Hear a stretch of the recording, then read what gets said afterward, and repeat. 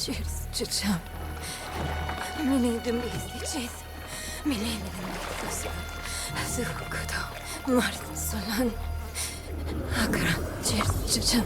Mini the cheese. Mini. Boy, young one. Are you alright? Akarat. Cheers, chicham. Mini the cheese. Mini the suit. Neyrelle? Zukudo. Mart. Oh, you're not well. Please, Akarat. please, my child, let me help you. Stay away from me!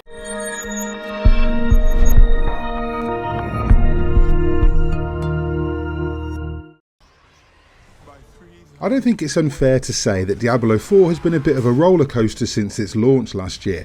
A solid campaign experience was hampered by an always online requirement that persists to this day, in which the game could genuinely thrive without, while the endgame felt a little lacking in anything but grind. But then against expectations, Blizzard turned it around. From Season 4 onwards in particular, it became a different game with improved loot, better quality of life and more variety in gameplay and buildcraft. Heading into Diablo 4 Vessel of Hatred, I can honestly say I was incredibly excited to see what Blizzard had done with the new class and setting, and I was not disappointed. Vessel of Hatred is an excellent DLC with a decent sized campaign expansion and a fantastic new class in the Spiritborn. The story follows the end of the main campaign with your rugged hero searching for Neyrelle, the teenage girl burdened with carrying the Soulstone of Mephisto, Lord of Hatred, and father of the previous antagonist Lilith. Playing on a pre-release server with a new character, the continuation of the story felt a little odd, as it will for anyone going into the expansion at the same time as starting the new season with a new seasonal character. That said though, it's hardly a deal breaker. Regardless of who you play as, the campaign introduces us to a slightly evolved sanctuary. The defeat of Lilith and the corralling of Mephisto in the Soulstone has done nothing to brighten the grim dark world, although the Church has become even more zealous in the wake of its Pyrrhic victory in Hell. The defeat of Lilith is to be celebrated while the death of Inarius has destabilised the Church, giving rise to fanatical madmen like Urivar, a brutal crusader who serves as one of the main antagonists in Vessel of Hatred. As the Church seeks Neyrelle and the missing Lorath, their search inevitably leads them to you, the Wanderer, and as a result you end up half dead, washed up in the jungles of Nahantu, where an old seer named Eru joins your quest. The god Akarat is an ancient enemy of Mephisto, and his followers here are determined to see the Lord of Hatred destroyed once and for all. Although much shorter than the main campaign, the expansion story doesn't really let up, launching you from quest to quest as you race to find Neyrelle and relieve her of her terrible burden. There are fewer flashy CGI cutscenes and more in-engine narrative moments as your character integrates more into conversations and gets more animation overall. But your custom character looks a little bit rougher than everyone else in a scene is forgivable when it makes you feel so much a part of the world instead of just an outsider looking in.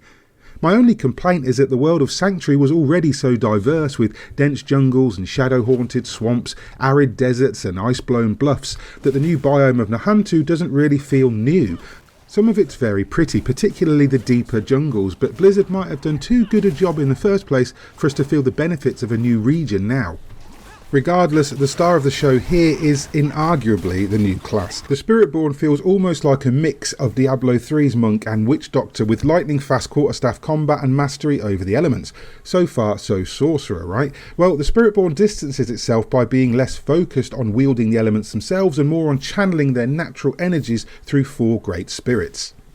Jaguar skills are aggressive and powered by fire. Eagle skills strike fast and channel the power of lightning. The Gorilla focuses on protective earth magic, and the Centipede spreads poison and entropy. I'm not exaggerating when I say I had more fun experimenting with the Spiritborn than I did with the other classes. The 4 tenets have such different skills and styles that you could specialise or generalise and still come out with really powerful builds.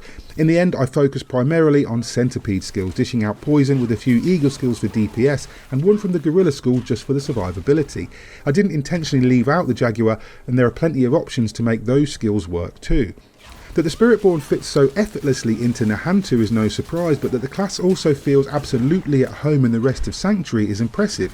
The increased level cap, now 60, and skill point total also combines with extra Paragon boards and mechanics to deepen character progression the way Season 4 overhauled the loot systems. All in all, it makes the journey through 1 to 60 a lot more engaging and exciting experience, while sacrificing none of that all-important grind. Elsewhere, there are additions like new mounts. Yes, you can have a giant cat now, and the excellent rune word system borrowed almost entirely from Diablo 2 Lord of Destruction. You can now find runes and combine them in gem slots to create words of power that trigger buffs and boons on specific ability uses. For example, you can equip a combination early on that gives you back some of your primary resource whenever you evade.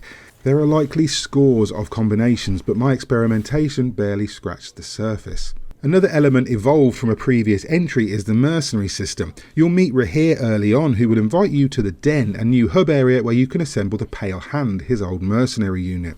The demonic Aldkin, bounty hunting Subo and cannibalistic warrior Variana will all join you upon the completion of a short quest line for each of them. Once you've recruited them, you can choose one to be by your side at all times and another who will appear to perform a specific action whenever you do, so a ground pound whenever you heal, for example. They have their own skill trees, but they don't offer as much chit-chat as the followers in Diablo 3, and they don't have the customization options that they did, but it's always handy to have someone around in a fight for the extra crowd control. I found myself wishing there was a bit more to the system than sporadic rewards for levelling up your rapport with them, and I'm almost certain Blizzard will add to the system in future seasons. The primary new PvE activity is the Undercity, a fast-paced time trial-like dungeon experience that sees you killing elites and bosses to extend your countdown timer as you attempt to reach and defeat a boss before the time runs out. If ever an element of Diablo 4 was crying out for build loadouts, it's this. Being able to dish out massive DPS while staying alive is even more crucial here than in the campaign or even Nightmare dungeons, as the challenge ramps up alongside the rewards as you blast through randomly generated dungeons trying to reach that boss. Overall though, Diablo 4 Vessel of Hatred is a superb continuation of the original campaign with some wonderful quality of life improvements and a fantastic new class. An overhauled difficulty system also simplifies all the messing about, allowing you to choose from a number of difficulties up to level 60 when you can complete a new activity to unlock the Torment difficulties, your gateway to uniques and mythic item drops. There's so much here that even going back to Helltides and Nightmare dungeons feels new and fresh, and revisiting the existing classes feels just as exciting and enticing as the Spiritborn. Nahantu would have benefited from a little more uniqueness, and the mercenary system needs tweaking to make it feel a little bit more essential, but apart from that, Diablo 4 Vessel of Hatred is a worthy adventure and a great reason to head back to Sanctuary, if you ever left in the first place. And today I'm going to score it a 9.5 out of 10.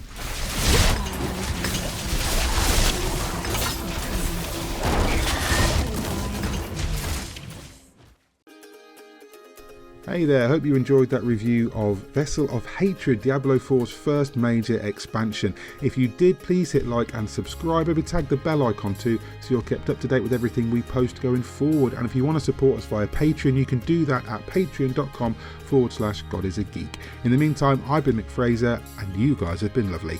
Bye.